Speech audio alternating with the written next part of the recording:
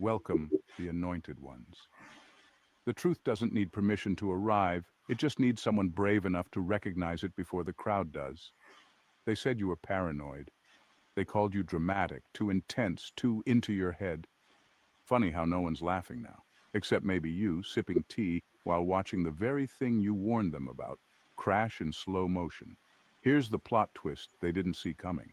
You weren't predicting the future. You were just the only one paying attention. In 2014, researchers at Princeton found that social groups often reject accurate early warnings simply because the truth is inconvenient. Translation: the messenger gets mocked while the lie gets liked. So when everything fell apart, the community gasped in shock like it was a plot twist. But you'd already seen the trailer, read the script, and circled the red flags in highlighter. Welcome to the story of the chosen ones, the misunderstood, the misread, the misquoted, but never mistaken. Let's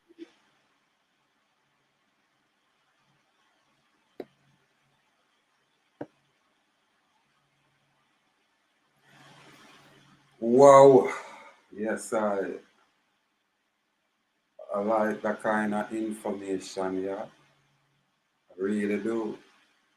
Sometimes I feel like these ones out there where I deal with the chosen ones platform, not all of them. A couple of them I'm really subscribe to. Sometimes I wonder if them tap my phone and or them plug into my platform or what it is. Them information I man resonate with it to a point where me I say, yo, them man I look like either me them I talk about or, you know, a whole heap of ones like me out there where I manifest the Most High's glory within this earth. I usually not allowed per se the adversarial system where they out there will never promote truth. Now gonna do it.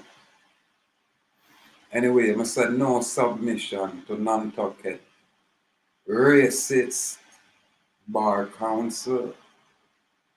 Yeah man, now we can say that unapologetically.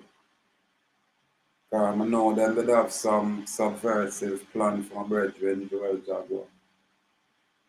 And I'm going to transfer that image and should I try to get the storyline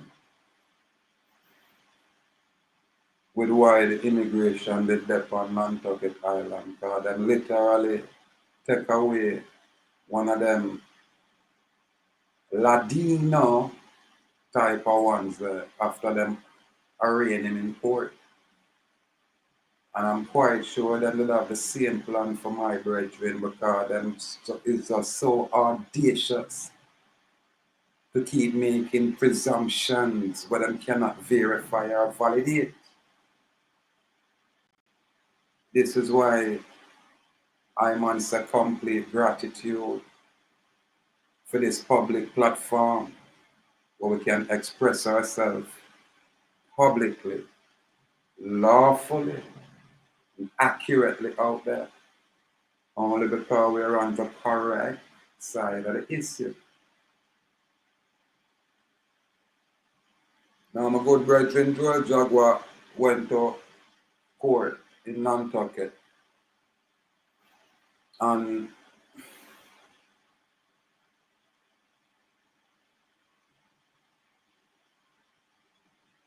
he literally step inside there and make me know the, the routine and him invoke the public entity's oath and then him reserve explicitly his inherent fundamental rights under the UCC 1-308. And Joel Jaguar said to me after him said that this new judge said, okay, Mr. Joel, you can have a seat, we're going to have a recess. This was like when court just started 10 o'clock in the morning. And them have Jaguar sitting there, just sitting there all day. Because when I touch base with Jaguar, 11 him still there. 1 o'clock him still there. And I have to make him know I am concerned. What go on there? Because it make me aware, sir. It's like the people and must have some prisoner where them a bring over on the island or off the island. So I say what that have to do with Joel Jaguar and his case, where them have this man a wait all day playing this nonsense game. Joel Jaguar said when him finally get back in the court, the judge I tell him say him supposed to some driving with suspended licenses charge him a try impose on Joel Jaguar. Joel Jaguar reject anything what them a offer. Because Joel Jaguar terminate the contract. Joel Jaguar went on to say when he must say something to the judge, saying like he must say, the judge now have no jurisdiction. And this judge I tell Joel Jaguar say, if I don't have any jurisdiction, what are you doing here? And that was impressive because I tell Joel say, when you're up on a certain level, depending on who the judge is, them are going to definitely communicate with you, subliminally, in some ways where the ordinary people on the court will not detect. But you have to definitely up on a much higher level where you can grasp these things, because I experience these things. I'm telling us I interact with a lot of judges out there, just in court. Just in court. When I try to mingle with people outside of court, I might box certain judges in a certain location outside of court, but them not see me, and I just go like me and I see them or don't know them. But me going to court, and I've never been in court with an attorney, and I've been in court 100 times or more. Well, Marquette's just one of those little traffic court and a little minor Kingston, what I call Arthur Tree Court. Them have the fancy name, Kingston Parish Court. I don't know. I never go down to the Supreme Court. Them don't want me down there. I really did want to go down there. But them don't want me down there. However, I'm under that to place documents within the court, directing ones, and that's imposing the influence and the integrity of this office upon the Jamaica Supreme Court. But I know them I keep it secret, because them always keep my documents. I tell you that. And I'm quite sure this lady that placed the information have a case number, but I guarantee these are unpublished court records. I'm come expose them to so much different thing, and I should be amazed.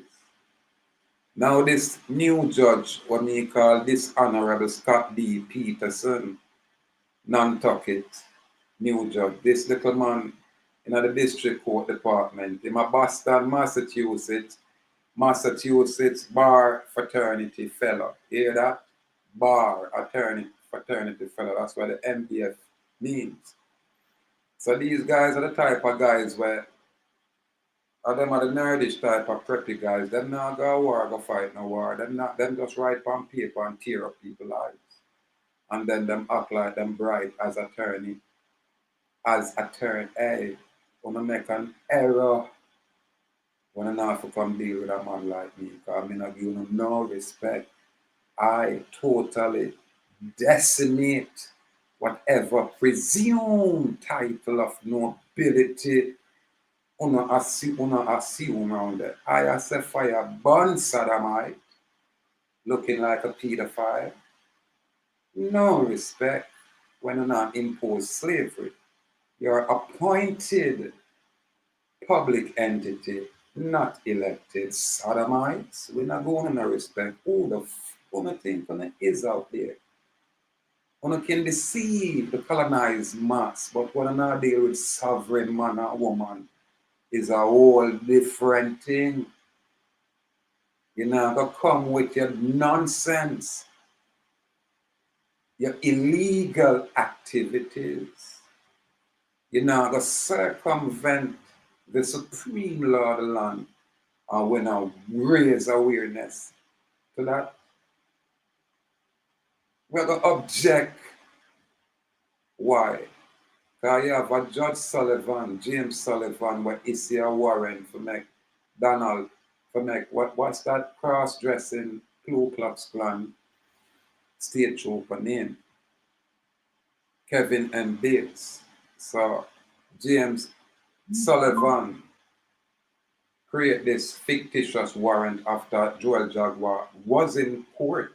So them are going to say it wasn't. This is how these people are demonic. And it's all being orchestrated by that old, dirty, filthy bastard clerk magistrate Donald P. Hart. That soursop face grand wizard. Hey, I'm a comedian, man, and I'm going to decimate you guys. That you guys are out of order and out of line. You guys are bar members. You guys are bar association members. You guys are not lawyers, far removed from it. You guys are attorneys. And the sovereign man and woman know the distinction. The lawyers adhere to the constitutional common law, written law, which is the Bill of Rights, fundamental rights and freedom here on the island, Bill of Rights on the mainland. Now, these attorneys are separate and distinct from lawyers who are proper adjudicators, who subscribe an oath of allegiance to uphold the constitutional laws and to serve the people. These attorneys are outside, separate and distinct from that. This is their deception. The moment them carry in these inferior court, they're expressing public slavery. And across the earth, it has been published that slavery has been abolished and outlawed. So what is going on? Who is a criminal here?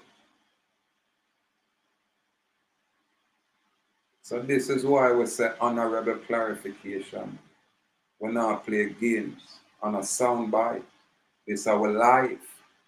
I tell you, say Donald P. Hart have no case. That Ku Klux Klan member, trooper Kevin M. Bates have absolutely no case. That police officer in Nantucket Island, Farrell Deuce, that I don't know what she is, man. I really don't know what she is. But that's a lying cross-dressing sodomite. Because she tell Joel Jaguar that him is a slave. Literally. That's what she's saying.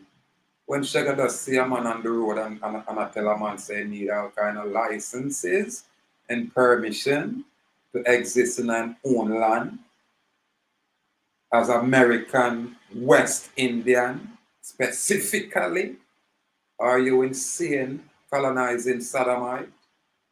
We don't play that game. We're going to resist. We're going to publish it. Yeah. And eventually, you all shall be held accountable. Because by now, it's a YouTube, it's a internet, it's out in the world. Because I have people from Australia call me and ask about, who is that Donald P. Hart? I said, Donald P. Hart is a grand wizard on this island in America here. They call them Ku Klux Klan members. These are the people that string up the black people here. The so-called African American here. The so-called Negroes here. But really, they have a perpetual war against the West Indians, against the American Indians, against the Ameri-Indians, against the Indians of this Western Hemispheric region. They have a perpetual war against us. But it's unbeknownst to some of us, most of we sell out to UN and I get all kind of privileges and bragging about it. And we also listen. Don't ask us to assimilate, because we are the deception clearly, crystal clearly, and we exist without UN benefits long before, and will exist without United Nations benefits long after. This is judgment. Act like it's peace and see if it is sudden destruction. I don't like surprise. So I'm gonna say war, not no sudden destruction. War. Yeah, man. Sorry for someone on a slave on a too comfortable. Yeah, man. Remember, we as a people are walk Indian nation in America. We who know ourselves as the old ancient Arawak, who has now ascend to being Awak. Yeah, under I and I guidance, under this light era, this light house, whether I like it or not. Yeah, man, we are living a savage time, so we have to bring savage language to complement this savage time. So you say, on a little cross-dressing sissy, we make words hurt on them, opposed to when the colonizer broke on the bones. One can stand down and find a quiet place for the hide for yourself. It's that simple. We're there for the people and we are choose to be free. Naturally. I mean, I tell you, the colonizers, them I try pull a fast one from me and my brethren. I know me, them I try push more so than my brethren, but through them have access to my brethren, them have torture Joel Jaguar on Nantucket Island. Them a persecute Joel Jaguar on Nantucket Island. Them a try make Joel Jaguar example. And I try to say all other slaves on Nantucket Island are good slaves. I know you have a few around there when I played a good slave role there. Them just not know about my side of the information. So I say salute to Joel Jaguar, brethren up there, so the one where he my hand when him a go to court every now and again. I don't want loud up warrior, because if I ever loud up, my lord them a go target you around there. So I go and leave it right there. You know yourself. You are Joel Jaguar true friend. Come here say the man a go take a bus and the eye upon him work. And I say him full up of work. But the eye just call and I check and I say, yeah, I'm not today the court date. And Joel I say, yes, warrior, but you know, I'm going to jump on up. And the man I say, no move. Yeah, I'm going to rate you, warrior, anyway you're dead. Need the most high guide and protect you in all of your endeavors, warrior. You are the type of warrior what we talk about. You are the type of man where a man neighbor and you don't have to live next door to it. You are the ones that will make sure so you check in. Yeah. I man respect the eye down to the very ground where the eye walk on only for the love where the eye show Joel Jaguar as I warrior out there. Yeah man, complete respect with gratitude and honor. Yeah man, the herbalist around there. Salute, I'm not talking about all. Yeah man, this is why I say our advocacy are just freedom, freedom in and freedom in. Yeah man, our cause is righteous. So the consequences of our cause is just. Yeah man, righteous. And then a fanfare thing is a truth when most of them ignore it. It's licking up in our face and I say, I can't believe it. It's like when a sister tell me, say, all of what we go through, she was just an observer. But the moment she find herself in the catastrophe where Babylon are all and pull her and send all kind of serious threat to her, that's when she realized that, oh, I don't like it. I wish it would end. Yeah, man. This is how real it get when it knock on your door. When you're an observer, you don't care. You're not gonna support. But when these guys kick in your door or send you one of them mail and say, I'm coming, and You rinse your money through all different kind of attorney, and the attorney can't help you. That's when you think about the sovereign man. You understand? That's when you start calling yourself India. You understand? And now you want a miracle. Watch me now, man.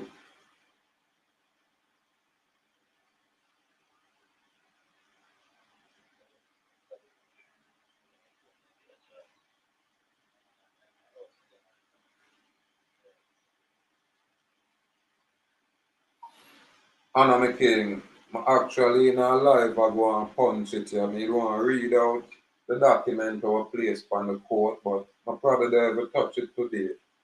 Because I'm more want you there on the thing and would just tear it up, you know what I mean? The clarity more so than just information. Anna my king, man, complete respect with power up there. Yeah, man, and bliss up my goddaughter there and bliss up your beautiful first lady around there. Salute, Joel Jaguar. Honor me, king. Yes, I telling us that them journey on a journey for the week and the faint of heart and it take energy and I just write on paper, it take energy. So I'm there and sitting and I look on what going around there. And when me I look on what going around there, me I say Joel Jaguar, see boy them have it lay out. And when Joel Jaguar say pull up to the court this way and see some new type of police. You never see them police there before. And like him I said to me, say, you know, them have on like a green pan. As him say green, I say ice, immigration them. Once them you say green, a green and brown after them thing. And me I say them joker they can't fuck around because anytime you go in on immigration, them have to carry you to court. And at the very same judgment the court are going to face, I think the court won't face me around there. So I'm going to tear down the immigration area. You know? That is another slave area, you know, where function under the executive branch. You know. The immigration where you say I go on, it apply to West Indian like me and Jaguar. It apply to the Ladino them when it originate Bauya. It can't apply to we who are the original people around here. So when I talk, I not talk broad brush or not generality for everybody. Uno, we are foreign invader. Uno left will place and go one side. We not talk for uno. We are defend my people. I come here and deal with my people first. By extension, the ones that will find themselves in a condition such as my people, being oppressed by foreign colonizers. Most of you Sodomite know the truth, but you wanna sell out. Wanna make it look like me a troublemaker. Wanna make it look like when me a talk a nonsense. I am crazy. And none of them now go pass a psychological evaluation like how me pass one with flying colors. Even though Dr. O tell me say it was a conspiracy. Dr. O, a GP, tell me brawling say him and Chief Judge a brethren, and it's because of my attitude why they locked me up a GP for 45 days. Well, 44 days. And one day, you know, an open ear bullpen, hey, a real slave thing the people them drop on me, you know, warriors. The man them take me out of half a tree court and carry me in. I don't remember which part I go. But I'm going to one location where I just sit down if rain fall, would I get wet. Night Joe hold me around there next day when big truck come, hey, them rough fire up people. That's why me I tell them, say, me understand when I'm not chicken out and powered out. But me I tell them, say, when I'm not chicken out and powered out, you can't attain the freedom. Because freedom is a gift, people. Freedom is what you take. Freedom is what you earn. Now Sodomite now give you freedom. And any pussy coming out your way, I talk about them as enslave you in head for drop a ground. Unapologetic. Any pussy. Pale face, dark face, pink face, blue face. Any boy. But slave. Enslave your pouring mother. Now, that's our attitude. That's why Dr. O tell me say that's why them have me a GP. Me not break no law. Then why should I not have an attitude like this when I not try enslave me? You know, realize I'm over 50 years old. I'm a grown old man. With sodomite, I tell me about attitude. You want me use a rifle and I'm not gonna fire it. I use the butt and crush your ass flat head like how would I crush your arm on and eat the nut. Sodomite. Wanna feel like slavery has been abolished and outlawed. Wanna go with that bar member attorney. Wanna group of pussies. And who are the culprit to write these sodomite legal codes and I impose it and I usurp the common law. I circumvent the constitutional merchant law, which is contract law, which means if me and you have my contract, go up under your pouring mama boy or nasty girl. This is our attitude because we are free people. It don't mean that we're rude. It means that we had enough. We wanna go. We wanna go. We're in a slavery. In a year we declare ourselves free. In a year we declare ourselves who we be. A walk Indian nation in America, original nation first, people. Again, original. This is our point of origin. When there was Pangea and everything was all together, we were here. When the Mosai decided to separate and bust it wide open, and nature said, this is the separation, we remain here. We never move. So anybody will have argument and I tell you about some different point and all kind of thing, I can't dispute what your claim is. I already at the USA make my own claim. No boy can't impose on what me I deal with. If you can rebut what I'm saying, please do. Make a concerted effort. Outside of that, stand down. Drop your crown aground. I am a Nestorian king. Not arrogance. Not arrogance. That's true. Tell the government of Jamaica for rebut it. Them have my records. Them know the Dallas Castle belong to me. Them cannot publish it. Them have to hide it. When we talk things out here, so them going on all kind of location and rearrange document. Hey, I told you don't know what it is. I mean, I'm telling you. And the moment me there start talk to them is validation of my truth. God, them wish them could have silenced me. Them tell me that. Dr. O tell me that. But Dr. O knows so I make it plain. So Dr. O, me know say a legally you go pick up your medical orders and all kind of thing. And up a legally pharmacy you go. And when me I said that, I told me I look for you, Dr. O. Me I tell you how serious the thing is. Me I said, Dr. O, you have a little office right there in a Pines, right there. So where some rifleman gonna knock it up. Oh, no, not immune. And you want to hold on upon a man like me in a GP. That would be problematic. You know, see how much ones in a GP are create chaos and them in there. Then why would not want me in there? For the in there where I can't do nothing more to me. Because they're going to take over the whole place. And when we take it over, they're going to create all of what we want out there.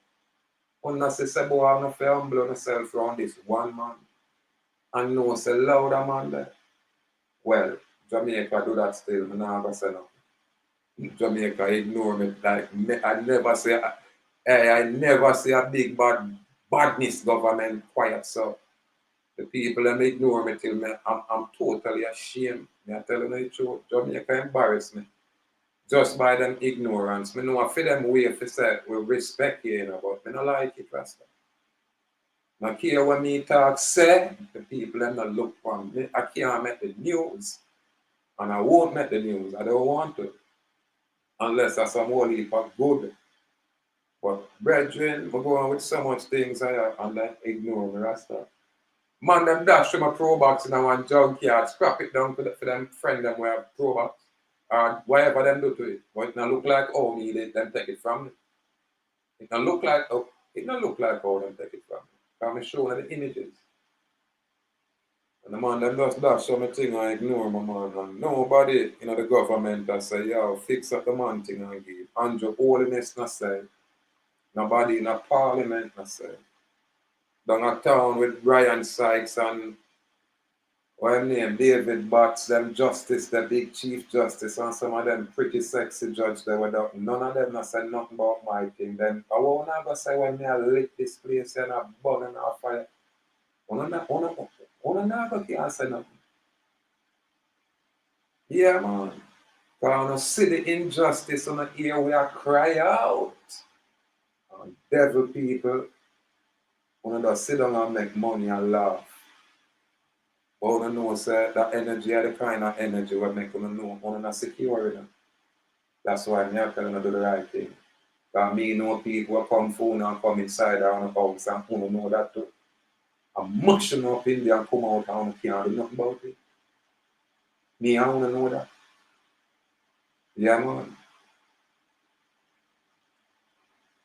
And now we know in my own rasta, but I know so the laws where they upon the books is a beautiful thing. If the one that never adhere to it, round here kind of would get sweet again. Then we'll probably start call round here highwayman again. Because for one thing, we have to remove the corruption, some money have a flow all about. No man, now if you rob. You have too much in your pocket for the rob. Now people just walk and a give away and a share. Why we can't get back to them days? You know, nobody have beg no more. Because everybody have it. Nobody now beg. Yeah, man, the begging culture disappeared. Because we don't have no politician that take everything for themselves and give we crumbs for work with. And then change that we want to see. We want to see some politician that drive pro box. And like, yeah, make him wife drive the big bossy car. We can't understand that. It does not a woman. Woman then for go on with themselves. But make me say the politician man them humble. Let me say some politician a ride a bicycle, even to bike. But all of these that might want in a Benz and Lexus like them an entertainer. These pussies just can royalty overnight. Some of them are come from some places where me never grew up in. Some of them are sleep on the bed with chimney where me never have to do. But these are the people where I come make a mess of society and we for worship them. Politician, as man and woman, I go with that respect. I go with the human dignity respect. As politician, I tear on up out there. I will on kick and box and beat on opposite. Yeah, man. Well, the one them where I get trouble. Yeah, man. The good one, I don't know about the good watch, man, man. I burn politics and politicians. So that's me I leave it. The good politician out there can always rebut me. And say, sovereign man, you're a politician, but see my record, yeah, me not like them one day. And we can respect that. Yeah, man, but generally, I feel that I can't deal with politics. Worse, none of them never help me. Any politician will come drop 5 million on my foot, that's when they get in the politics. Yeah, man, I make me know say every month them a drop a 5 or a 10 million on my foot. All I do I make sure, say, because I don't want free money, you know. You will make sure say my neighborhood clean. When they come in my section of the community, everything crisp and all brand new garbage bin for people when I have no garbage. But we're not going to know say a rotted iron pipe for some of them nasty people that when we are clean up them a throw out, that's going to them house to them. Yeah man, and broke back, broke hip, broke jawbone. That's going to be the example. The next sodomite we try, them are going to cry. Don't want to come in my community pristine.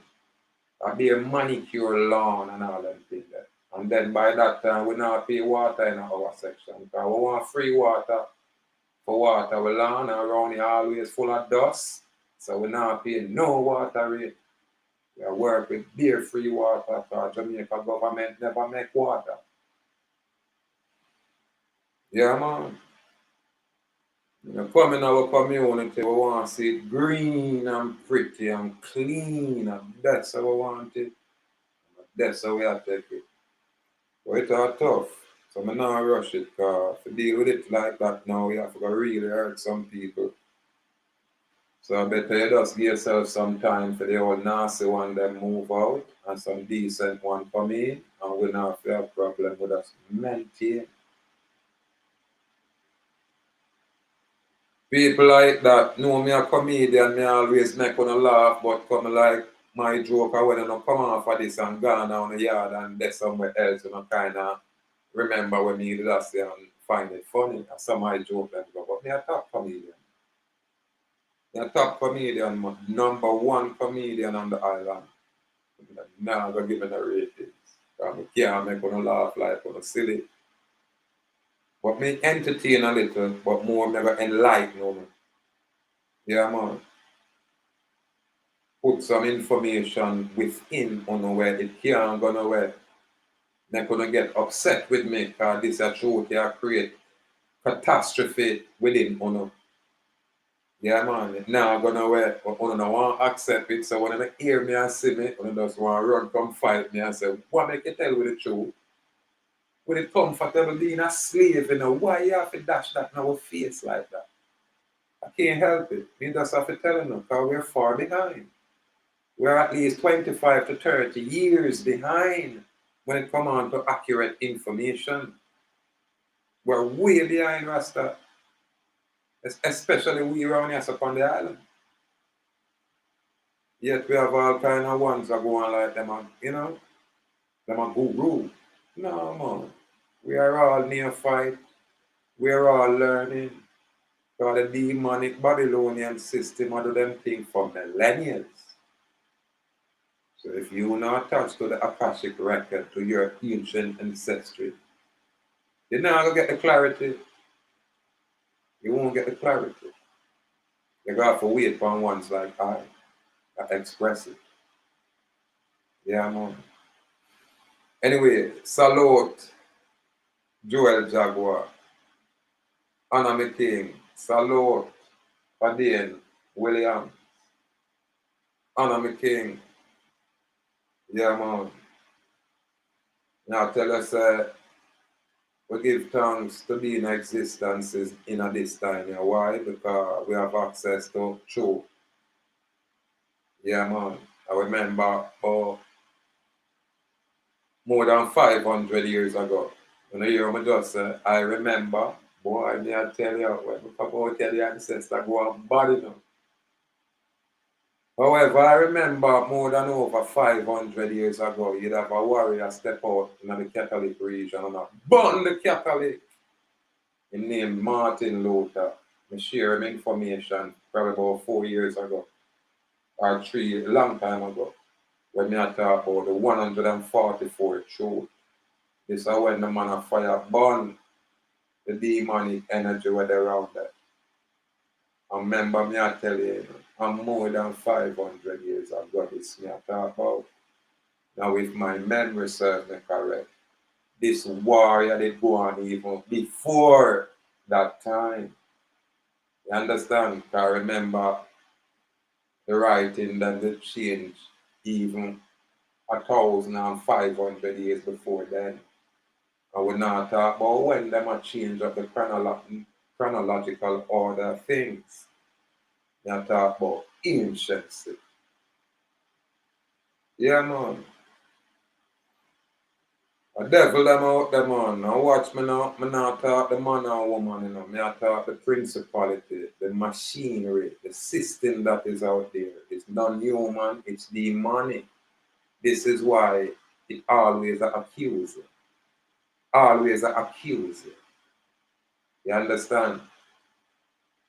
And it can never verify its accusation. Because none of these witness statements is sworn under penalty of perjury. That's why I say them people here are going to get a judgment. Yeah, man.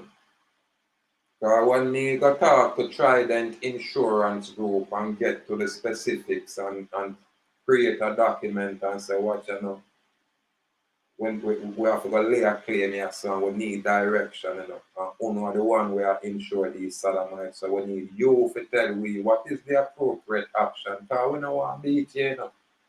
We don't want to beat you insurance company. We want to chop off the agents them head. We have violated. We want to make sure them not work in the public arena ever again. We want to make sure them compensate all the victims of their inaccurate, unconstitutional, illegal, unlawful actions out there. They need to be held accountable personally. Yeah, man. Legally. Yeah, man. Financially, commercially, them for held accountable individually. And that's it for them, man. It can't be just the corporation take the responsibility and pay out some money and, you know, business as usual. No, we're going to change it. We're going to change it. We don't want to sit Donald P. Art in an office. Film legacy is ruined. Same like that state trooper. These people, if you do an investigation on them, you're going to find all kind of dirt on them. Why we can't say that?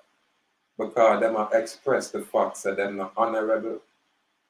They want to express the fact that even when they're appointed public enemy, they might break the law brawlingly.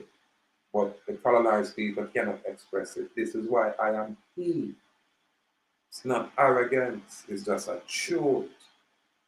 And when you can rebut it, then we stand down, stand corrected, and learn and move on. But when you can't rebut the truth, what we are doing. We are showing us our slavery, but I want to stay silent. I don't want to say I don't agree with me. We have fire burn the slave catchers, the slave masters. I want to stay silent. I want to look the other way like I don't hear it. My brethren Joel Jaguar go a quote today, an important day like this. And remember, I am alone there a quote outside of the warrior was dropping off. And when we can understand that ones might be out of status and now want to show themselves, you have ones who are in a status and them would even take an hour for them work and say, let me go support Joel Jaguar. Them would even take 30 minutes off of them work day and say, watch them, I come stand up, hey, I'm in the court, I'm supporting Joel Jaguar. You understand? And I have to leave now, what I just come to make my support. Hey, we don't have that. That's why I'm say it's a lonely road. Don't be fooled, warriors. You have to toughen up from within. So when the storm comes, you know, and I'm nothing to it. When the storm comes, all we are going to do, I just power up ourselves from for them storm and show them what storm is. That's all it is. But you're not going to do it without knowledge. And you can't do it being a yellow belly coward. That won't work. That won't work. Anyway, just pass through for chant as usual, because I have to push that energy out there. Because we have people that are about the place where need that little energy. And a whole heap of them, you know, about 10 to 15 of them out there where, yeah, this energy give them hope. Yeah, man.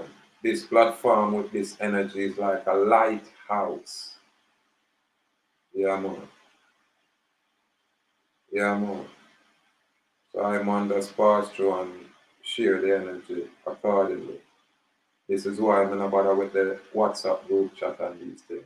I kind of remove myself from those things and make the ones that know say, if at all the ones that ever have interest, then the YouTube is there where the item can view whatever me I say. And if the item choose, which the item not normally support anything at all. But if the item are going to show any support, I must in the comment area and in the like area. It's kind of sad when all I want is information and strength and on a reciprocate. But that now gonna stop me from, I bring that energy that I bring that current, yeah. I bring that frequency, yeah. I chant freedom, freedom in and freedom in. So all firm out there, free people. The brave may fall, but never yield. And I man say bold and brave, firm and strong. Salute Jaguar, see ya. See the eye. What go on out the king? You hear me? Yes, I, loud and clear, my king. And when you go court, my lord, Yes, them on. Monday. give them some praise. You want to talk about it? Well, boy, my king, put it this way. I am that witness higher to everything what the eye say. May bear it to be true. Yes, I. Down to the very first line if you come out of your mouth, which is for invoke them oath, them public oath. And yes, I. Anything after that, you reserve your rights. I make them do them thing from that. Yes, sir. Boy, brethren, as me that tell you, me dead in the morning I chant here, so come like me I look on when me I look on. That's why you hear me that fear say warrior, post them a plan for railroad. Yeah. And Yes, I. if the people and listen to the video what me do before you reach in a court in the morning with me and you, them are can detest yeah, it's an energy we have to push out there. Because when the Yes, boy I. when the joke of them in the court I talk about recess, I might take them go back and watch warrior.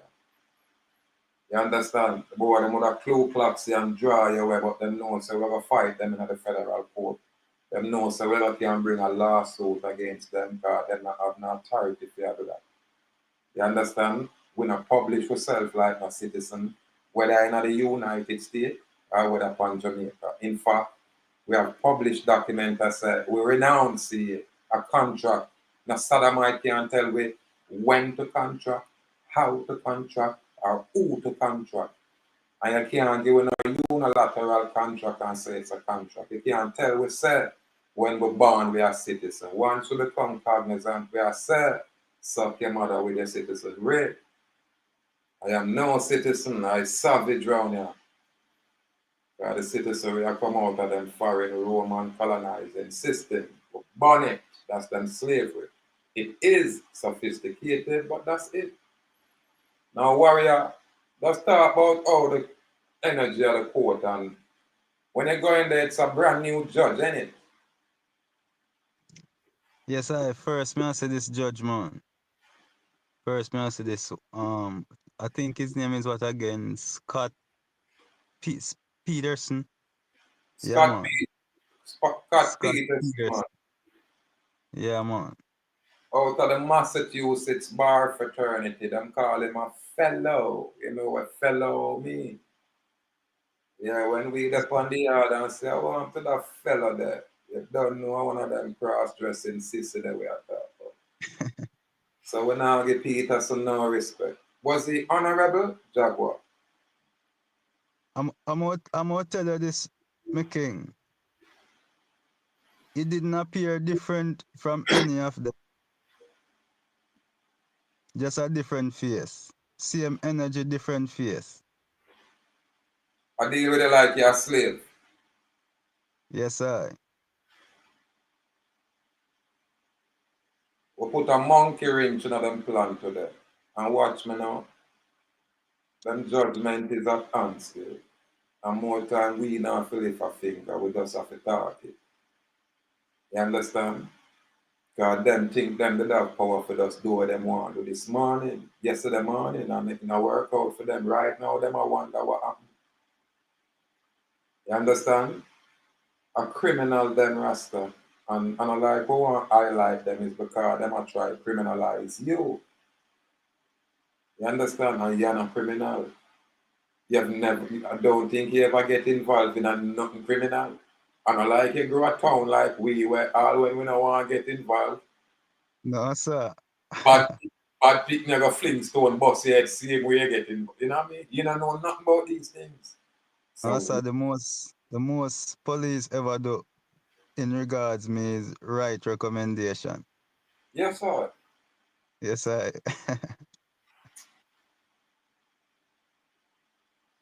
And there is a countryman, one of them cool countryman, they come out of the area where a tourist and waitressing and entertaining them kind of energy there. And Yes, bad I. and gangster thing and me a chop it. I don't even the first time I ever hear a cuss bad word, me I laugh because you don't even know if a cuss bad word. And I you the people under pressure. I can't believe it. I really can't believe it. I find it distasteful because I know a racism, I know a racial profiling, I know a racial discrimination. And because it's over there on the mainland, and then make a presumption that them conquer all Indian over there. This is why them there, you know. So when mainland Indian tell me this and that, me I said, just talk to the foreign congress before you can address me. Because them enslave on publicly and write on paper about it. And even write on paper talk about them set slave free, which joke about can write that I would have sold them. What kind of repatriation? Them for come out of a land and show complete respect. What them a wait for. That's why I not agree with Louis Farrakhan. Louis Farrakhan is a cross-dressing, two-faced sissy. Louis Farrakhan is in bed with the colonizers. All of these leaders are. And them are hear me clearly. And them guys that know me because I born them years ago openly. So them know me and I like them to know me. But show them say, try man nobody. The man go get 30 and 40 and 10 and 15 views. So them ignore me, but them can't ignore the truth. Louis Farrakhan and your organization do absolutely nothing for the American Indian. In fact, wanna bring division just like the Maroons here. And wanna become the police for the colonists until them tired down. This is why I wanna fight for civil rights and wanna go and defend the fundamental rights and freedom. Because I don't have access to it. The Bill of Rights is right there and one can't use it. Why is that? Why is that?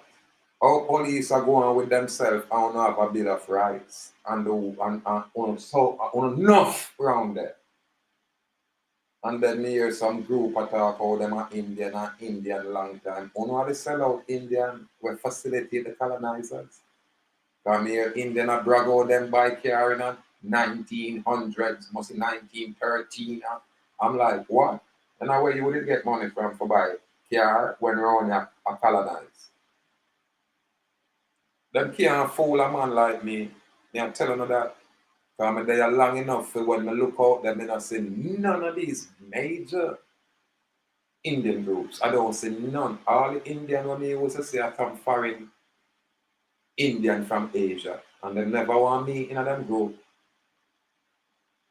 You understand? Until when I know what change, them start letting all kind of people and all of a sudden the welfare people them now a big and I don't like that. Because I say, when I still citizen and when I born the citizen rate, when I look for me like, what is he talking about? Well, it's a true, me not get none of UN money. Me have born it. That me I tell you. So if you don't want my money, send about 20, 30 million out of the UN money when I get a gear maroon them round here. And then me not for even talk bad about you. I won't even talk about you at all. I find something else to do. But as it is now, they are firebound the whole on. Salute me king. Yes, sir. Yes, sir. Just just to clarify, I don't remember if I did actually tell you about this moment within the court, but I believe I did, because I remember you did ask me if I did accept anything, and I did say no. So based off of that, I believe I did. But in any case, just to put it in the public, at one moment they make mention of discovery. and present a document when me take a glimpse of it, because me make sure me not reach. I made sure I didn't reach for it, but stretch my head over to glance of it, because I wanted to see if they were actually presenting any information in regards to those badge number 923 or some statement of her or something, only to see a document making some mention of what they call that, like So, suspended license. So I said to the man acting as judge, so I said to him, where is the contract that would produce the license before it could get suspended? Making look over and say he wouldn't know about that. He doesn't know about that. So I said to him, so how, if you don't have that, how you have this? Are you accepting it? I said no. He said, let the record show that I deny discovery. So these are the games that they're in there playing. yeah, man, them a hide Farrell Ducey, the initiator of the dispute. That's what them a do. And them a do that intentionally. Yeah, man. The game them a play, the risk management game, because you see when them can't convict you, that's why them did want ICE draw you over to that.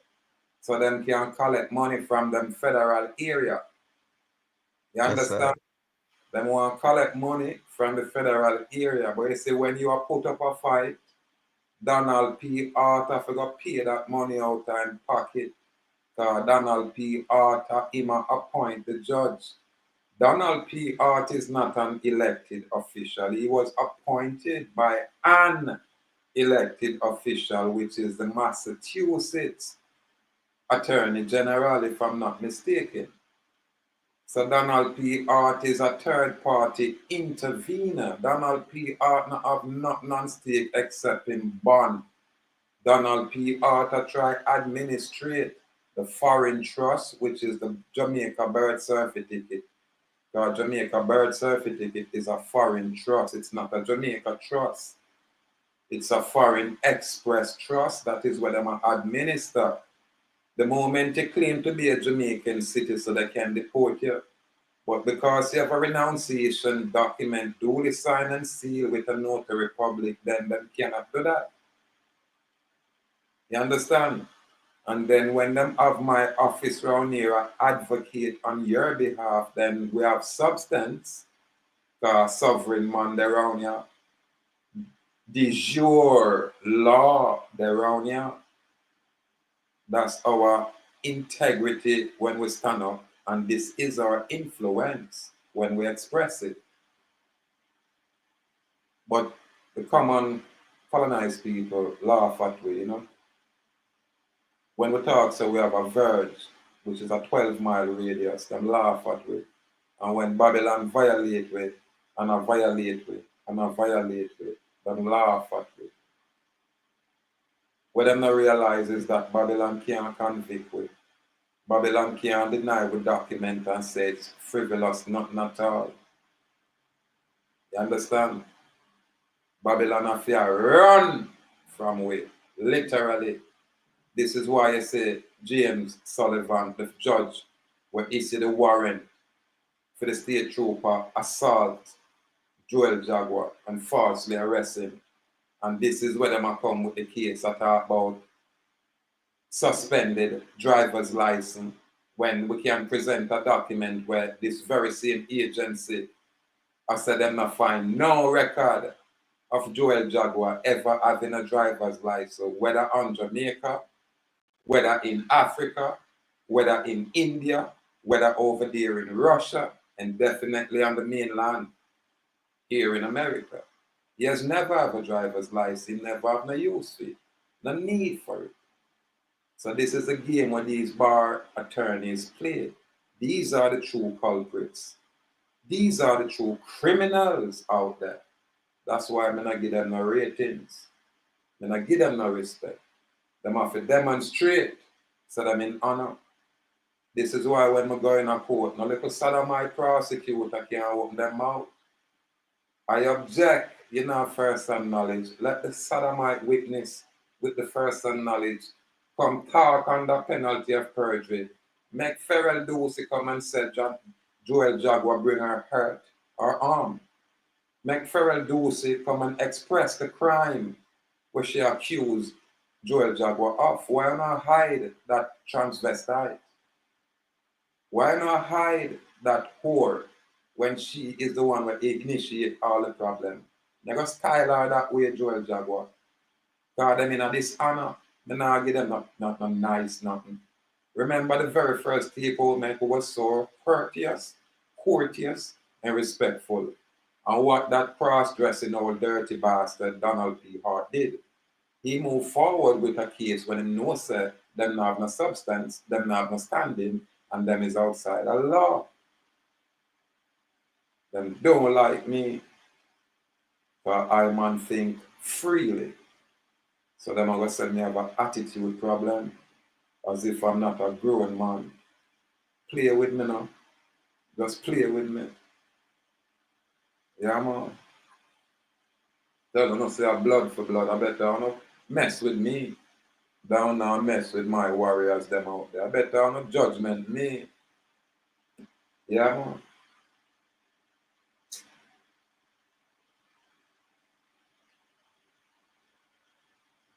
Them are evil Joel Jaguar. That's why I give them that psalm there for beat. And if you have beat up your psalm, my lord, on a religion, a mantra, you understand? Yeah, man. Yes, I'm gonna leave it, man. Me beat it like a song and repeat. Yeah, man. Anywhere. If I heaven, I there with that. If I hell, I there with that. Judgment, that me say. After we not trouble nobody. After we not break no law. So them sodomite are accused wrongly. And we fi accept it. We not consent. We choose not to participate. Scott Peterson is a pedophile. You look like it. And we're going to tear you up like how we tear up Donald P. Hart. We now gain a respect. All are now criminal. That's why I'm going to respect the bar attorney.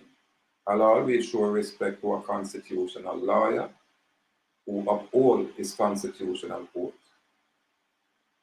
I'll always show respect right there. But to you attorneys, if you never come in front of me, a gun on the down.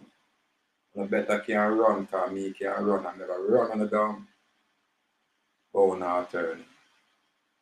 Look up the definition of attorney in the Black's Law Dictionary or in the Bouvier's Law Dictionary, and you'll get some different kind of clarity. Now, but I make them tell you about it's synonymous with lawyer and all that nonsense. They tell you that them on go there to transfer all your interests, all your rights, everything where belong your soul to the devil. That's what them do, transfer your soul to the devil. That's why in England them have all kind of house and lords, temporal and law, all kind of, them people are some old ancient ritual them people are deal with. So now play games with them like, one don't understand say it's war are going out here. It's good against evil. That's the war. Yeah, man, and it's a war for your soul. But you people are miss it. When I get caught in a religiosity. And I talk a lot of nonsense when I'm not comfortable citizens. Totally in the bosom of the adversary. Unknown to them. Now when I look on the free man and I say, yo, where am I going, sir? It's a reflection of what one can never be or one choose not to be. That's all it is. And that is just to be free. How long may I talk this way out there? step by step Joel Jago. Not care what them say, not care what them do. We are stand up in a truth. We are stand up in a righteousness. And we're sovereign in our capacity. And we are the West Indian here. We are not where Congress colonized. We are not where Congress enslaved. So Congress can't give it no talk about ya. You understand? Nobody where I work with Congress can give us absolutely no talk. No judge nowhere. Nowhere. No agency nowhere. Why? Because we say the Chevron Doctrine has been decimated, so I can't make no sodomite presumption and I give leeway to no bankruptcy code. Because that's the law what them a talk about. The bankruptcy code, not even the legal code. Remember, I tell you, say Jamaica expressed them Insolvency Act in 2014. Well, clarity. Insolvency means bankruptcy, people. So just like in 1933, the United States of America, that organization, that corporation, declared bankruptcy and operate as such. Now Jamaica expressed such in 2014. But their thing is called Insolvency Act. When you look at the definition of insolvency, it's synonymous with Bankruptcy Act. There's a clarity. Now, what now tell them about finance around here and money? Don't worry. We'll take time care of it here. I'm going to go and get the clarity. I'm going to go and thank me later. Not now, later.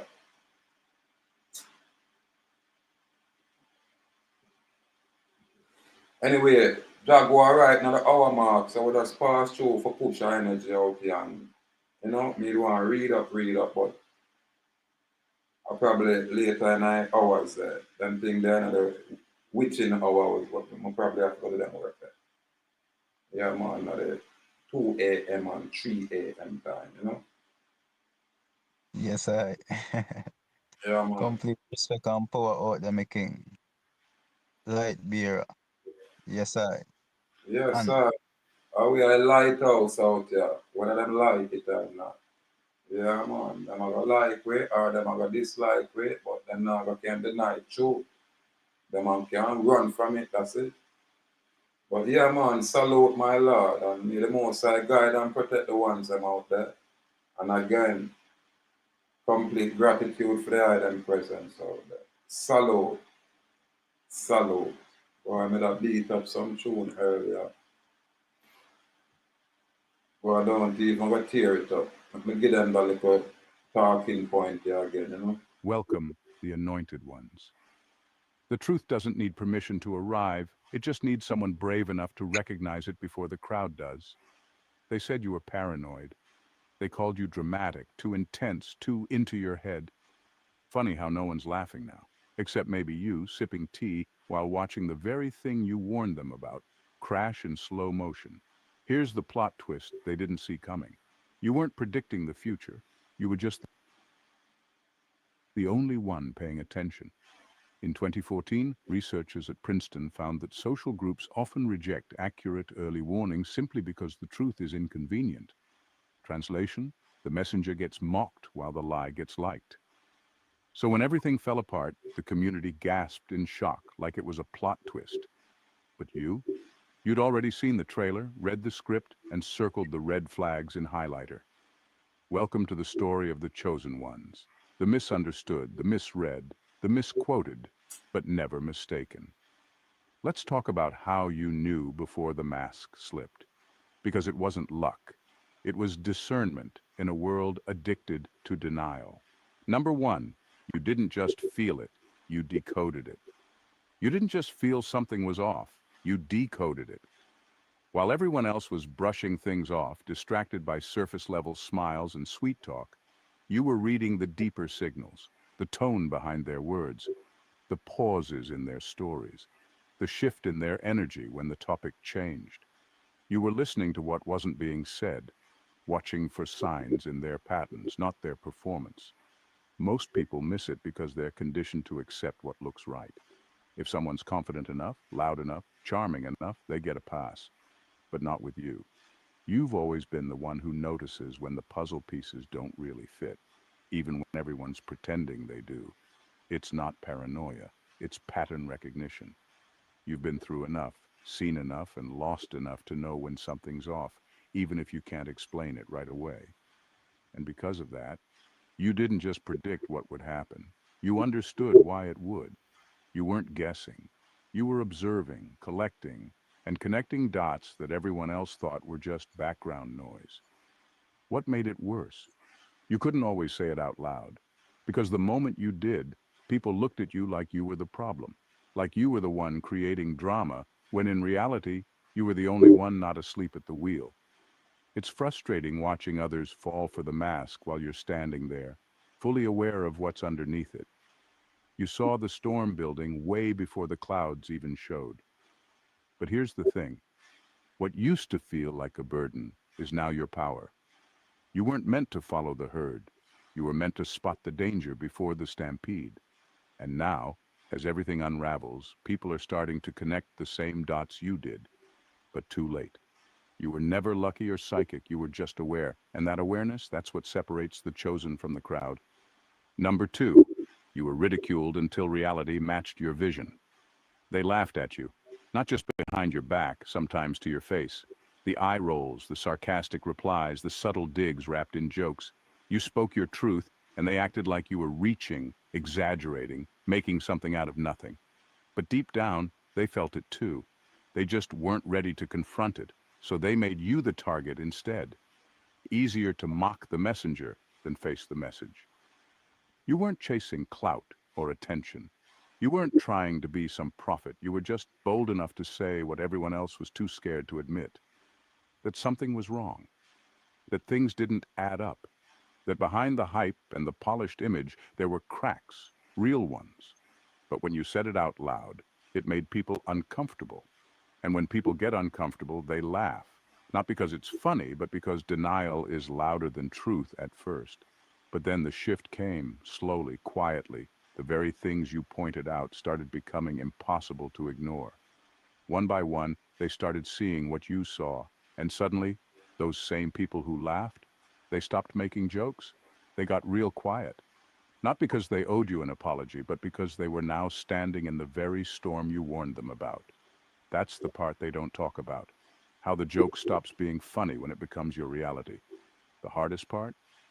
You never wanted to be right. You weren't hoping for chaos. You just refused to stay blind. You chose honesty over acceptance, clarity over comfort.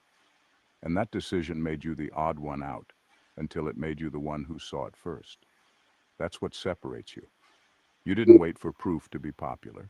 You trusted your gut, stood on what you knew, and let time do the talking. Being laughed at is temporary, but being proven right, that echoes. Number three, you didn't want to be right. You just refused to be blind. You didn't speak up because you wanted to win an argument. You spoke up because you couldn't ignore what your gut was screaming. You weren't hoping to be right. You just couldn't lie to yourself like everyone else was doing. While others were clinging to the story they wanted to believe, you were brave enough to accept what was actually happening. And that kind of clarity, it's uncomfortable. It isolates you. But it's real. People think it's easy to see the truth. It's not. It costs you comfort, relationships, and sometimes even your peace. Because once you see something for what it is, there's no going back. You can't pretend anymore. You can't unnotice the shady behavior, the fake loyalty, the twisted narratives. And when you try to point it out, it's like you're ruining the party. You become the negative one, the too serious one, the person who overthinks everything.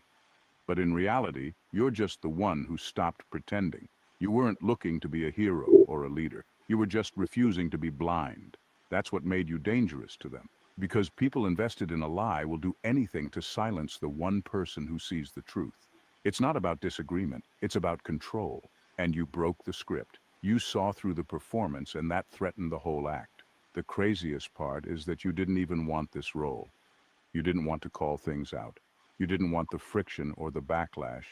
You just couldn't sit quietly while things got worse. And that's what separates you. While everyone else stayed silent to protect the illusion, you were willing to lose comfort for clarity. That's not ego, that's integrity. You weren't trying to be right. You were trying not to lie to yourself. And in a world built on denial, that alone makes you rare. Number 4. You felt the vibe rot before the fall came. You felt the shift way before the collapse. Not because someone told you, and not because of some dramatic event, but because the energy changed. The excitement that used to feel real started to feel forced. The smiles got tighter. The praise felt performative. The room wasn't alive anymore. It was on life support, and no one wanted to admit it. But you felt it. Every moment that was supposed to be inspiring started to feel hollow. Something was off, and no one else wanted to say it out loud. You weren't being negative. You were being honest. While everyone else was busy posting highlights and pretending everything was thriving, you were already grieving what it used to be. You had already watched the passion fade, the authenticity drain out, the realness disappear. And when the inevitable downfall came, you didn't flinch. You'd already gone through the emotional process quietly in your own space, long before the public unraveling. It's wild how long people can keep applauding something that's clearly decaying. They don't want to admit they've been following a ghost, so they keep cheering, hoping the noise will cover the cracks. But you saw it, you felt it, and instead of waiting for the explosion, you stepped back and started letting go, not out of bitterness, but out of clarity. You knew what was coming because the signs weren't hidden. They were just inconvenient. You learned to stop arguing. You stopped trying to warn people who were in love with the illusion. You let them celebrate the shell while you were already processing the end. And when it finally crumbled, you weren't surprised. You were calm. Not because you didn't care, but because you'd already said goodbye. That's the part people never understand about being aware early. You carry the weight of the ending before anyone else is ready to accept it. And when it finally hits, they're in shock. And you're just standing there, already healed. Number 5, you stopped talking because you knew it would be used against you. You didn't go quiet because you had nothing to say. You went quiet because you knew too much. You saw how people twisted your words, clipped your truth, and flipped it into something it was never meant to be. Every time you tried to speak with honesty, it got repackaged into drama, bitterness, or ego. So eventually, you chose silence, not out of fear, but out of strategy. You knew your truth wasn't safe in their hands, not because it wasn't valid, but because they weren't ready for it. They didn't want clarity. They wanted something to use. And you realized that no matter how carefully you explained yourself, they'd only hear what fit their narrative. They weren't listening to understand. They were listening to weaponize. So you stopped explaining. You stopped trying to defend what you knew was real. And that silence, it wasn't weakness. It was your way of taking back control. You chose to let your actions, your peace, and eventually the outcomes speak for you. Because there's a point where protecting your truth means keeping it close, not offering it up to people who only want to tear it apart. People noticed when you went quiet. They thought you had nothing left. They assumed you'd given up. What they didn't realize was that your silence was louder than any rant could be. It was the moment you stopped asking to be understood and started preparing for the storm you knew was coming. And when it finally came, you weren't caught off guard. You were already built for it. That's what they'll never understand. You weren't hiding. You were preserving. You were protecting something sacred from being tainted. Because truth in the wrong hands becomes gossip. But truth kept in the right heart, that becomes power. And you've been holding yours quietly, patiently, knowing that when the dust settles, silence always proves louder than noise. And number 6, you were too early for their timeline. You weren't wrong. You were just early. Your timing didn't fail. You just landed in a room that wasn't ready to hear what you had to say. And when people aren't ready, they reject what challenges them. Not because it's false, but because it's too real, too raw, too soon. You spoke from a place of clarity, and they responded with resistance, not because you were off, but because your truth outpaced their comfort. You showed them a glimpse of what was coming, but it clashed. with the version of reality they were still trying to hold on to, so they labeled you difficult, dramatic, overthinking. They needed time to arrive at the same realization you already lived through. But instead of listening, they tried to shut you down, hoping to delay the discomfort. You became a problem simply because your clarity arrived before theirs. It's hard being ahead of the curve. It feels lonely. You end up questioning yourself, not because you doubt the truth, but because everyone around you acts like you're seeing something that isn't there. But deep down, you know what you're sensing is real. You can feel the shift before it becomes visible. You recognize the pattern before it becomes undeniable. That's not guessing, that's alignment, that's discernment, that's vision. And here's the part they'll never say out loud. A lot of them heard you the first time. They just weren't ready to act on it. They needed more comfort, more applause, more delay.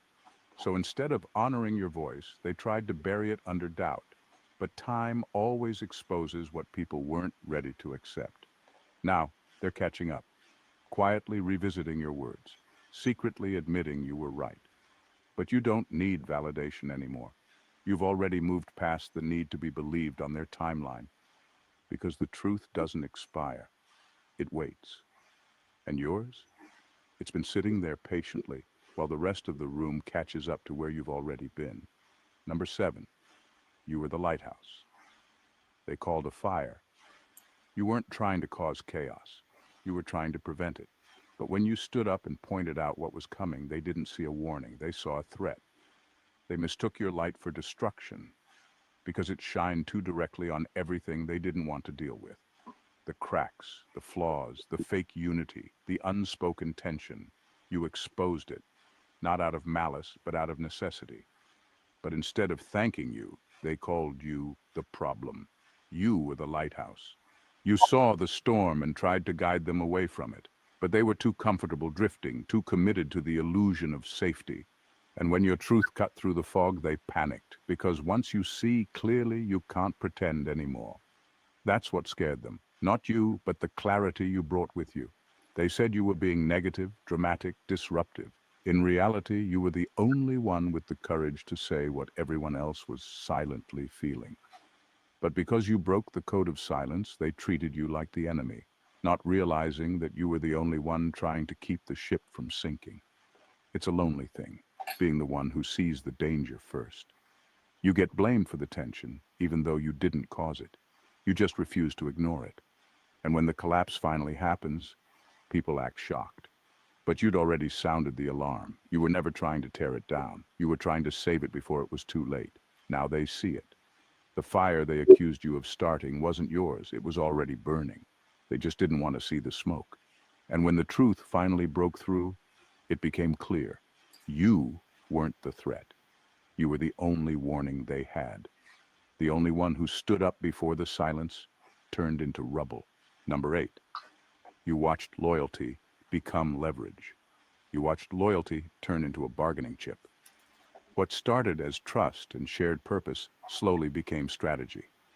People weren't standing by each other because they believed in the mission. They were staying close because it was beneficial, safe, profitable. And when the tides shifted, so did their alliances, not out of growth or realization, but out of sheer convenience. You saw it happening in real time. They called it evolution, but you saw the truth. It was opportunism.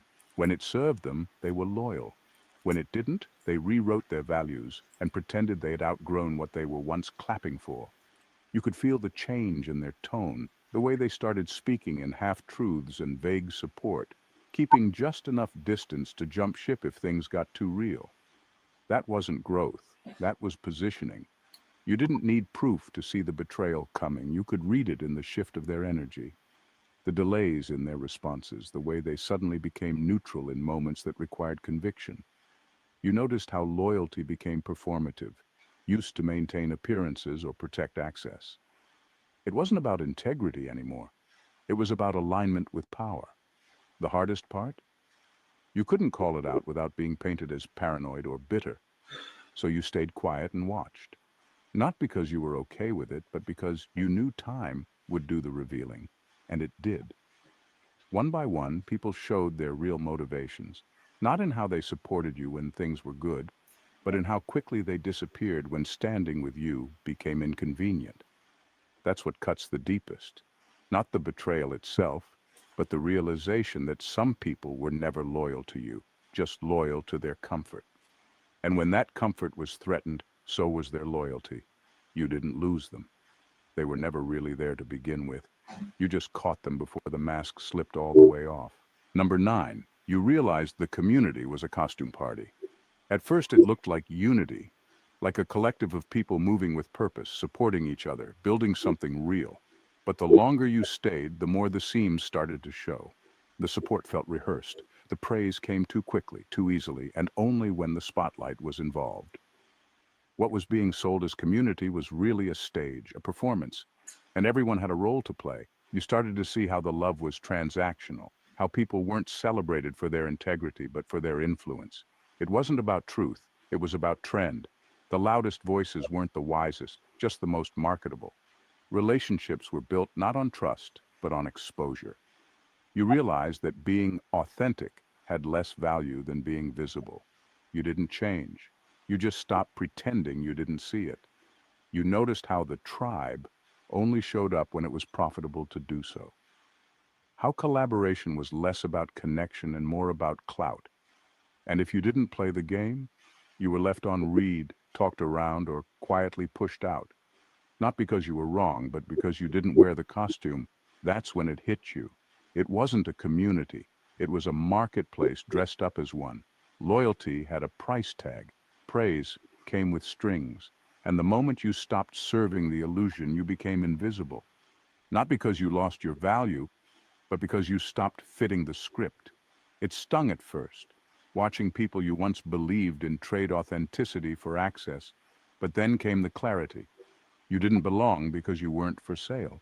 You weren't willing to pretend. And in a room full of performers, realness will always be too loud. So you stepped back, not bitter, just done. You saw through the glitter and recognized the plastic.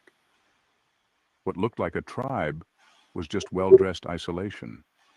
And while they keep dancing in sync, you've chosen truth over choreography. Number 10, you outgrew their narrative without apologizing. They had a version of you that worked for their comfort, a version that stayed small, agreeable, predictable. The role they assigned you served their narrative. You were supposed to stay in your place, nod at the right moments, and never disrupt the image they built around you. But then you started growing, quietly at first, asking different questions, thinking deeper, moving differently, and that growth didn't fit their storyline. You weren't rebellious, you were just evolving. But to them, your evolution felt like defiance. It threatened the dynamics they counted on. Because the moment you stopped shrinking, they couldn't control the plot anymore. They couldn't box you into the role that made them feel bigger, wiser, more in control. You outgrew the character they wrote for you, and you didn't ask for permission or explain yourself. That's what really upset them.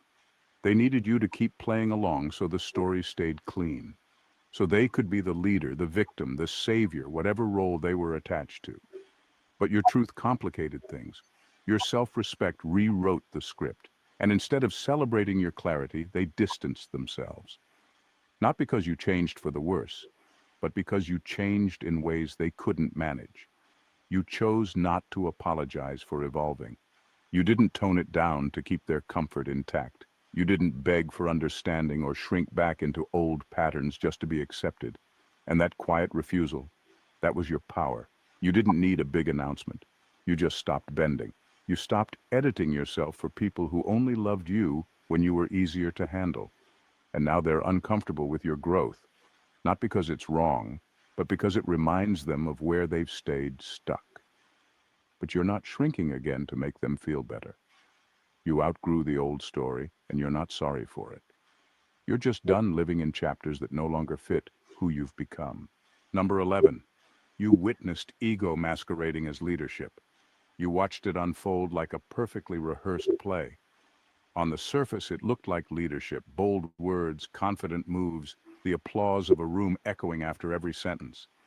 But underneath it all, you saw what most people missed.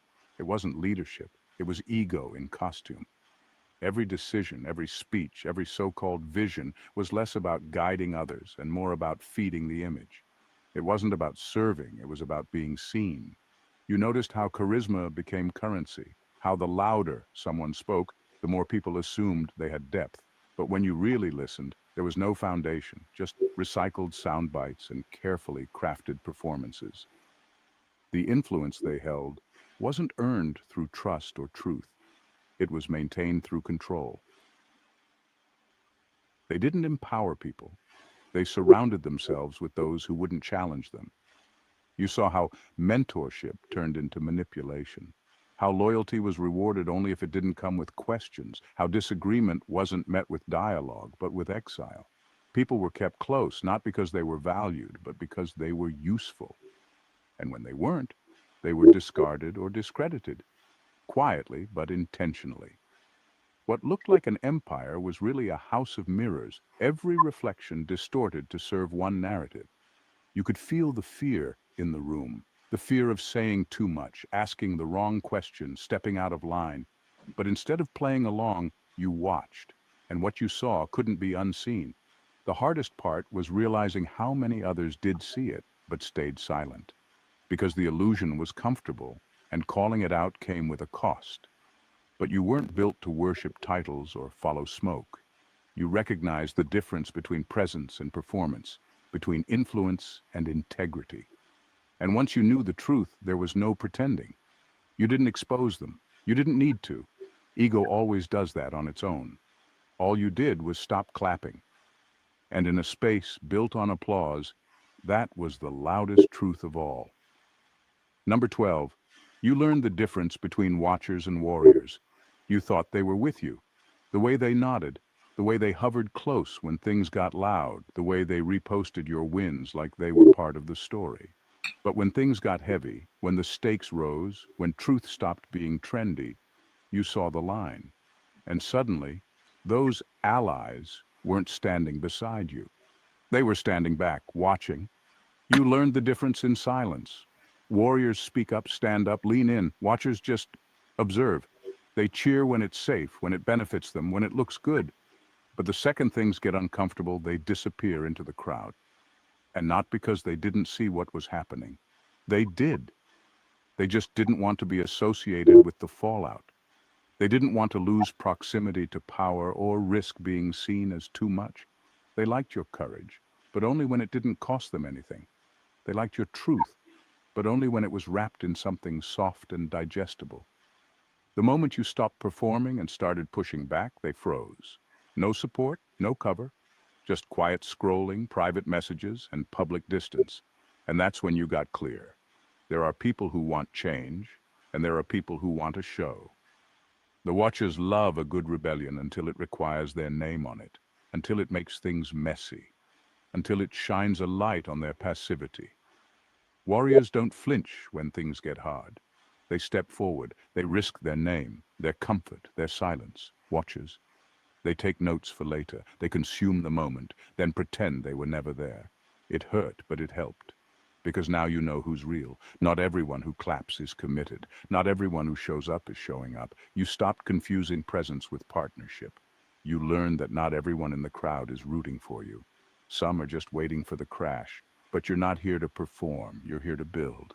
And builders don't need spectators, they need warriors. Number 13, you didn't predict the collapse. You understood the foundation. You weren't guessing. You weren't hoping for things to fail. You simply understood what others didn't bother to look at, the foundation. While most people were distracted by the shine, the momentum, the noise, you were paying attention to the structure, not the surface level hype, but the choices being made behind the scenes, the motives, the inconsistencies, the things that didn't add up if you stopped clapping long enough to think. People confuse momentum with stability all the time. Just because something's moving doesn't mean it's solid. You saw how the success was being built on fragile egos, silenced voices, performative unity, and unspoken tension. You noticed how the louder the branding got, the more hollow the values became.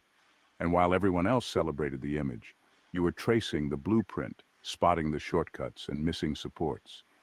The collapse didn't surprise you because it was never about a single moment.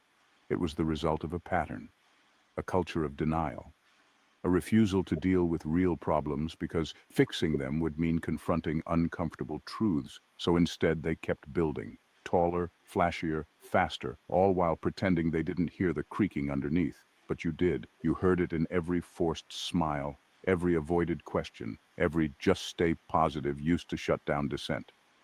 You weren't negative, you were grounded. You knew that anything built on avoidance eventually pays for it, and the louder they ignored the warning signs, the more certain you became of the fall. Not because you wanted it, but because you saw it coming in the blueprint. It was already written into the structure.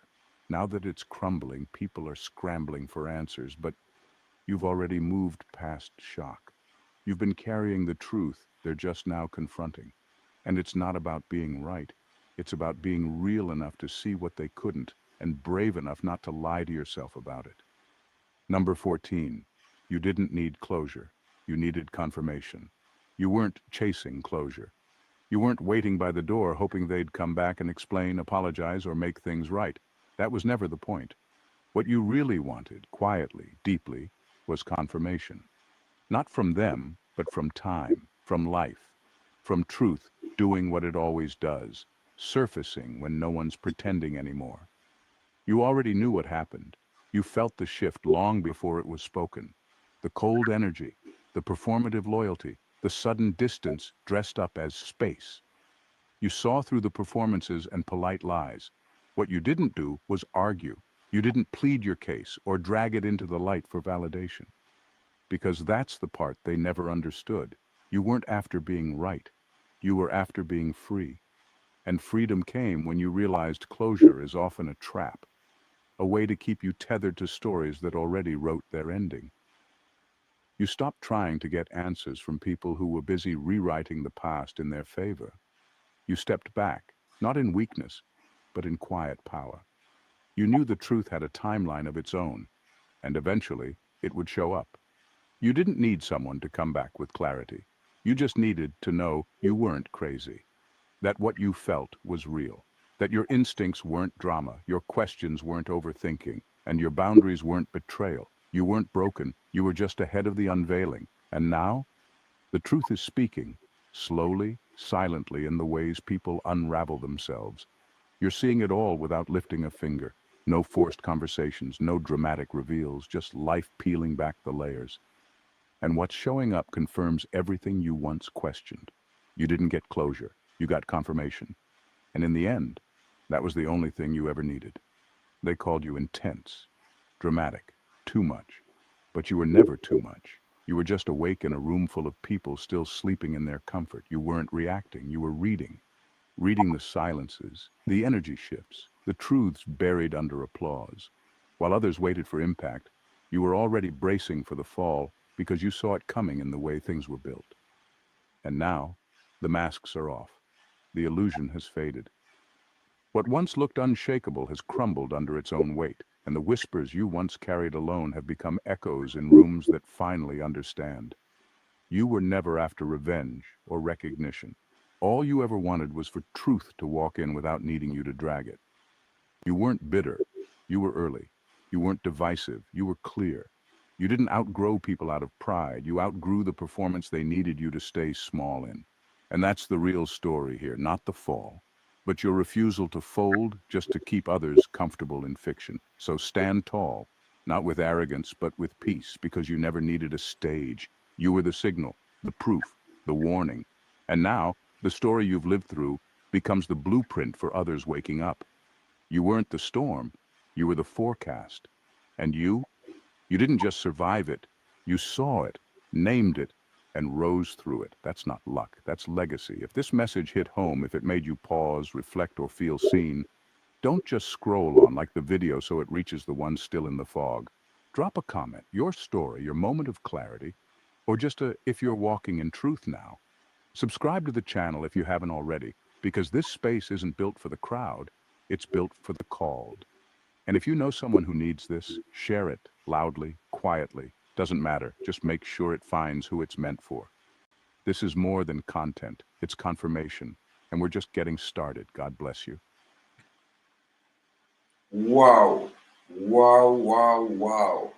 Brethren, give thanks. Give thanks. Yeah, man. Give thanks and praise out there. Well said. Yeah, man. Well said. Yeah, them have to plug into this platform. The anointed one. Yeah, man. I like the chosen ones platform. You have a next one.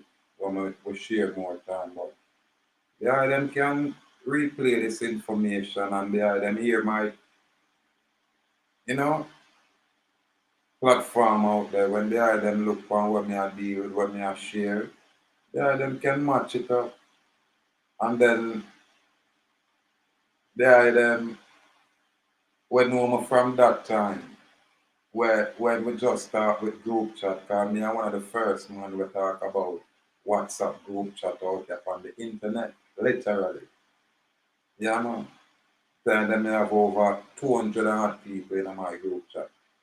Most of them are foreigners. Yeah man, and you know me. Time go by, so I just chop it up and chop it up and chop it up and you know what I mean?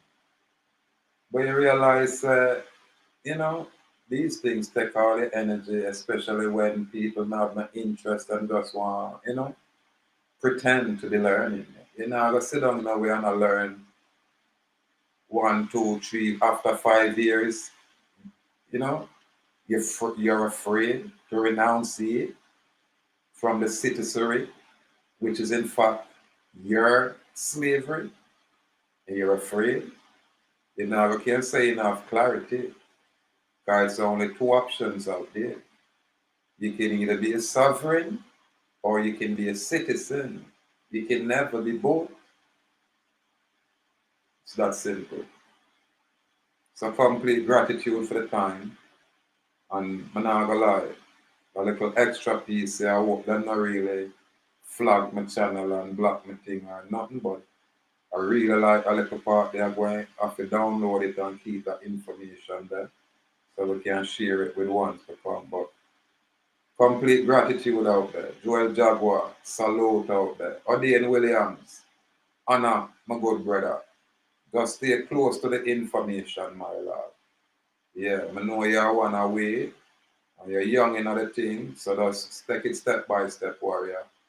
Yeah, man, you're up on the rock, woman there, so you have access to me. Yeah, you have some warrior out there and beat up themselves when they not get the opportunity for meet I live in person. You have others where pass through but never find it necessary. But me I tell you, I have to go open up my place and know say boy, I have to go invite one to fly in because I know I can accommodate ones from the location. So yeah, I think I have to go, yeah, that's a good idea. Yeah man. The Joel Jaguar, there you have to go fly in here and your farm and come hang out for even 2 weeks and you have to go come, you know, par with your big daughter here on the island here. And I know you have the beautiful first daughter and then my goddaughter, the beautiful second daughter there. Yeah, so both of your daughter them automatically are my child them, naturally. Yeah man. I would have loved the eye. You know, matter of fact, if we get all a world passport and make your daughter because she's a big girl now, she can go up on plane by herself. Fly come spend even 1 week or 2 with you when she out of school. Yeah, and give her the daddy energy there because more time is necessary, you know. More time is really necessary. I did that I went on Friday, I wish night. And my big daughter, because you know, me and my children, them, yeah, we just good like that, yeah. I'm going to give thanks for that. Really give thanks for that.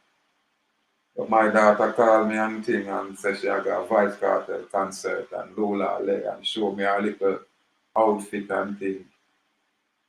And, you know, and she and her mommy friend, you know, so and I like her craziness. And she sent video with her in the stadium and thing, you know. And it was interesting and exciting. Me I talked to her mom a long time and I talked to her mom and I said, boy, You forget your age, them little way there, you know. But it was lovely to see them enjoy themselves and yeah, because two vibes cartel are Waterford. We are Waterford people. We don't get involved in the politics because we know they are fine. We don't know about the badness part of it. Really. We don't really don't know about that part of it. They were just music and thing and so you don't know. So that was fun to see them hold them energy and you know what I mean? We maintain it on the level. Now at the same thing I want to say for all of my warriors. So I talk to warriors, one of the things I like, most of the warriors them were, especially the warriors of me and them are linked. A family man them, you know? Yeah. I think most of who will have children always I talk about them well. One's the raised with me and you know, yeah, we discuss family and everything. So you have ones out there who really kind of take on to and not for them ones, because I remember even on the St. Thomas Virgin Island, the House of Youth, them warrior, they are solid warrior. Solid warrior, them warrior there. But like every solid warrior, man, them ticklish, you know? Yeah. If they go too hard with certain warrior, them draw away, you know? Throw them tough out there. When the next man were tough, you know? Imposing toughness that will make some tough man shy away, you know?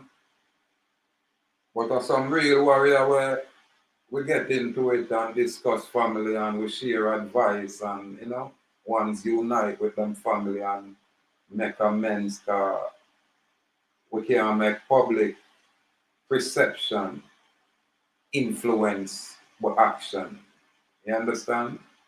Yeah man, so a whole heap of reasoning and a whole heap of ones and I give thanks to them ones that both the ones that I come across were new and the ones that were from that time. And I like me forget to know. Yeah, all I can remember, man, the good, the bad, and the indifference. All I could remember when we grew up nice and tight and a build. And I could remember when the energy changed, cause ones think them brighter than others, and you know, ones want to create them own group within my own group, you know, or some of that nonsense that you have people used to contact me and make me know brawling, so them don't want to talk to nobody in a group, them just want to talk to me. And it's a group thing we are trying to express. There's a whole heap of different nuances we go with that. But that is only when people are ready, people are prepared, people are come with expectation. And this is why we have to adjust ourselves. This is why I man personally I say when you can express like how you say over on Facebook that Joel Jaguar can show you a renunciation document. And when he must show you that is because he must associate with me. Now anybody can do that, but not everybody associate with me. I can defend what me I deal with. I walk the walk. I in a sovereign state capacity where I can express myself that way and I show the island. One of the things when me and Jaguar talk and me I say Jaguar, it look like I man do something where not even the guru them internationally have done. When I say me effect the public record without a notary, without a justice of the peace, when I just go out there with just my house seal, who wanna think that mean? Listen, you want a document notarized, I am official in that capacity. Yeah, that's what my seal represent. It is above the government of Jamaica, corporate seal, literally. The government of Jamaica know that. But the government of Jamaica is in a corporate capacity. And their courts are the very same way. How you know? Research the Clearfield Doctrine. Just like how them used to love the Chevron Doctrine. Warriors out there. We are not the kind of warriors with low IQ, you know. We are not the kind of warrior where we are going war and we don't like rat but don't know what to do with it. We are expressing boy, we have a different, you just say viewpoint, put it that way.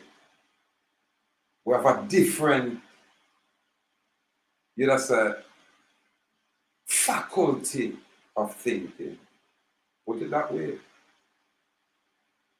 And I look at gangy corner boy thing. No. That's why when we are talk, them we miss it. You understand, but the universe not miss it. The universe are here clear. And the universe are conform herself to this kind of truth that we have pushed. And a joke, telling them just like Noah, when we say one them and one's ignored. Yeah, man. Righteousness are going to naturally permeate the earth. Yeah, man, but it go, come at a pass where the rebellious, yeah, man, I go have to go through that judgment there. Them I go think say where the theologian or the religious people are said, that them thinking. And them I go look past this truth. Step by step, though, I people. Really. Step by step. Now the brave may fall, but never yield. And we said bold and brave out there, firm and strong. We are West Indian. We are the first nation. From our location, everything starts and spread out in the world. I'm one of the first ones that go all over and teach. Yeah, as Nestorian king. Go and go do the research. Yeah, we now let them tell we nothing. Yeah, man. But I'm called around here, so Central America, there is no such thing. But we're there in the central region. We're there right at the starting point. And that's how we there. Yeah, man. But I'm called West Indies. Yeah, when them used to talk about North America, then they literally, well, we in our ancestral time, when we say North, we really are talk Canada area, Yeah, man. Anywhere up past New York and North for we. Yeah, man. Anyway, nice central, right in Virginia, DC, I come across the state line there, so I'm coming to Virginia. And I come down in Carolina, South Carolina, and I go across in a Georgia side there. The whole of that are West Indies, so right in Mexico, right down in South America. Not all right. But once you lick the equator, you're going to realize that anything below the equator, south, everything above the equator is north. Them things where you can use your own two eye and look and validate for yourself. So when you hear them talk about north, south, and central, now let's look for your map. And you can look on the area where the equator divide, and you call down there so South America, we call landmass spread down there so. And above the equator, we call that north. You understand? But we are we call the starting point. But show me I say it, the whole world now going to take it serious, then they're going to believe it. They're going to say, watch, a grandiosity, what kind of island people can start nothing. And me I say the same way how me I change the earth.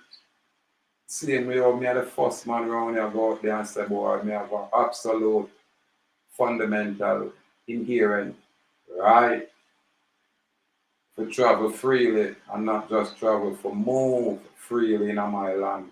Whether me have a plane, a flying, a helicopter, a tanker, automobile car, anything, I'm free. No government agency, especially in them political capacity, can talk to me. And them outside of the government trust. Warrior, send them a trillion if two of them all cannon there and send it forward in a Portmore. The one them we have a forum there. I lightweight one them. We want something big. Because I don't know the mainland of them are play with the big old Congress round there. Yeah, man.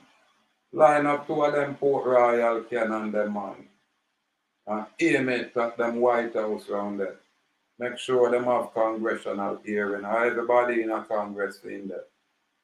Now, never said this. Only the non-attorney can walk out. When them walk out, put a chain on the door with all the attorneys. Yeah, man. We don't want no attorney in a Congress. God, them polluted. This is why Donald P. Hart cannot be an elected official. He's an appointed. So he can't make no talk. Period. And this little guy we call himself Scott Peterson running, it's a true them the plan for railroad Jaguar. So how it look Jaguar did for us pull up a court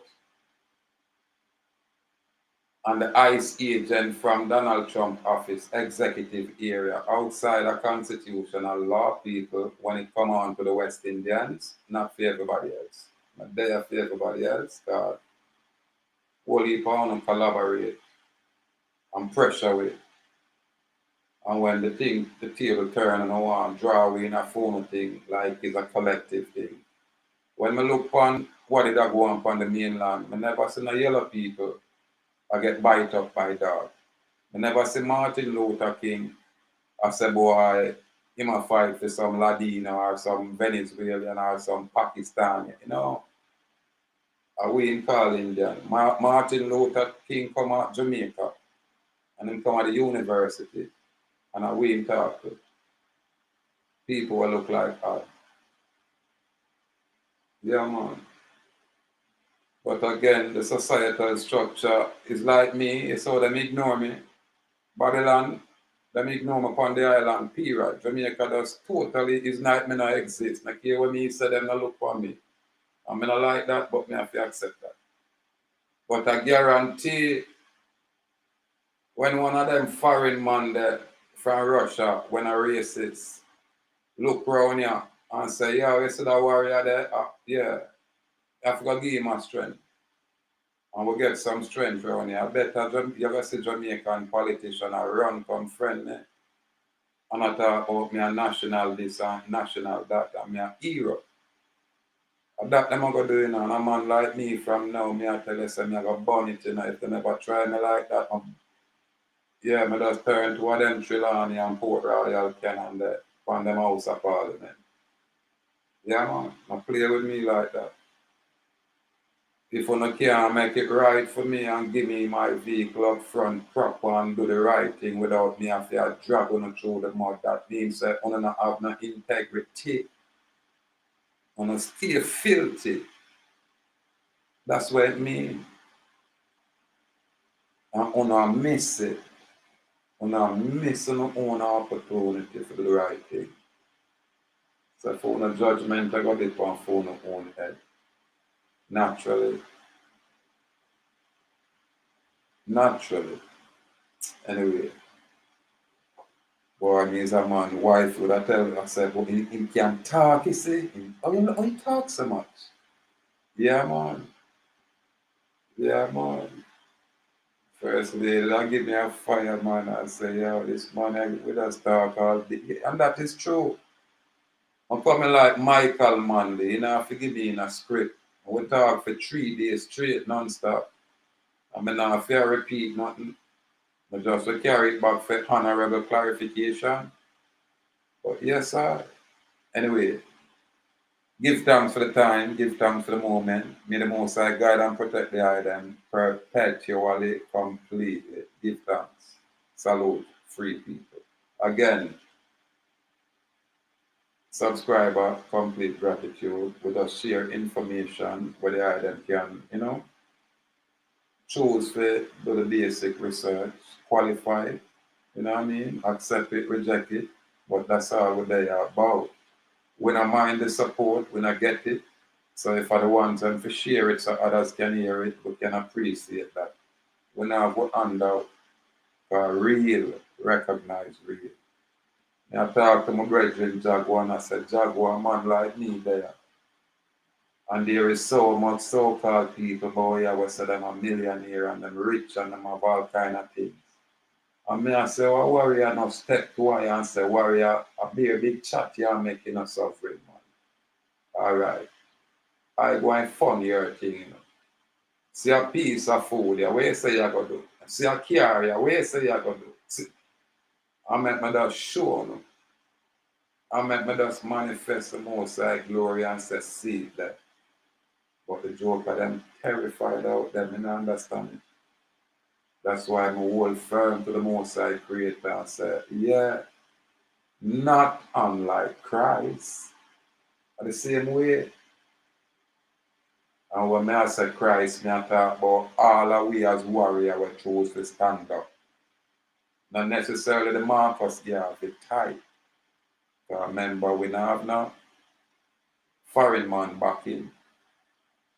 You understand? We are grassroots, and that make we authentic. And we are come with a truth where Babylon, I tell Uno to ignore it. Yeah, man. But the truth remains the truth, whether you believe it or not. Can't change it. Complete gratitude, free people. Complete gratitude.